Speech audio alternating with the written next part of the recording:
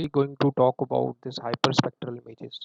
So this hyperspectral image is not a simple RGB image. The RGB image contains the band from a visible region that is from 400 to 700 nanometers. But this hyperspectral image contains the band from all of the electromagnetic spectrum. Okay, so this hyperspectral images is containing reflectance value from captured across all the electromagnetic spectrum. This electromagnetic spectrum contains the regions like UV, ultraviolet, infrared, microwave regions. So all these regions have a specific property, and in that property, this spectrometers and other equipment is used to capture these values. Okay, so. There are various equipments that are used to capture this hyperspectral image. There are inherent hyperspectral cameras that are present nowadays that you can use to capture these hyperspectral images, but there are also very high resolution spectral radiometers that are on board on these satellites, so they can able to capture the various information of this images. Okay, so before going further to I just want to tell you that if you can download these images, there is this is a website, and it contains all the hyperspectral image data sets. You can download and see it for yourself. Okay, so I just want to visualize this image. So I just want to visualize this in NV. So this is an NV tool, and this is a very good tool to visualize this images. Okay, so just I am opening this hyperspectral image. uh, these are all the hyperspectral image data set, and I'm just opening one image, that is cuprite. That image is captured from a virus sensor. It looks like this is a simple RGB image, but the NV software just pre-process this image in RGB band, so we will be able to view this, okay, in three bands, because we can see in three bands only. That is why this NV just pre-process this image in three bands so that we can see it. Okay, so if you want to just see that this image contains around 224 bands, because a iris sensor captures the image in 224 bands, you can see it for yourself. Okay, so if you go to this profile and just press on this spectral, if I click on this point, just see here there are various type of a graph is drawn.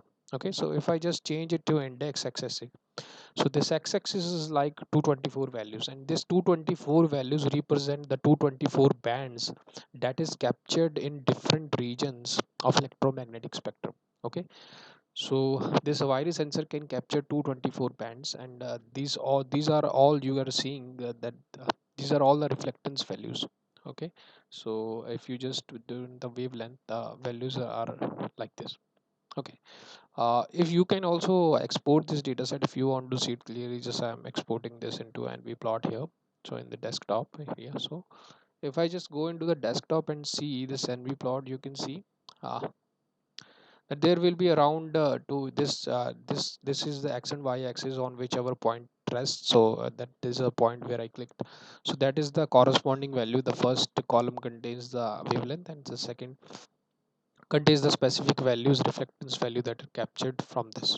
Okay, if you want to visualize this is another tool, this is also possible. There's a MATLAB tool to visualize this. Okay, so this is the data set, and I have downloaded from this site, this Indian Pines data set. Okay, so if you want to visualize this image, you can easily visualize this. Just press, I just loaded this data set here. Okay, so I'm just putting this data set in another variable like a.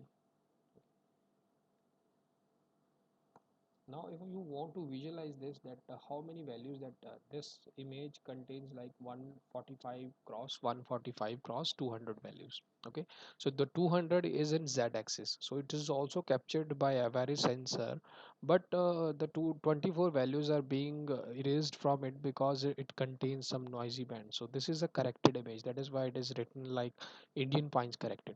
Okay, so if you want to see this in the z axis, you can just go like this. Okay,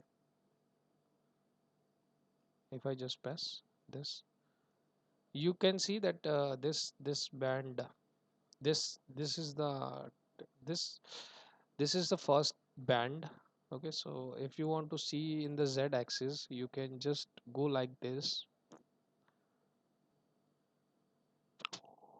Okay, so this the A, just want to see the first x-axis, first first row, first column, and I want to see all the values in z-axis. So just click it, you will see the 200 values like this. Okay, so these are the 200 values that are attached to this. Okay, so this is a representation of hyperspectral images in different formats. You can also visualize it using this NV software, and you can also go with this MATLAB software. So I hope you learned something, and thank you for watching this video. Okay.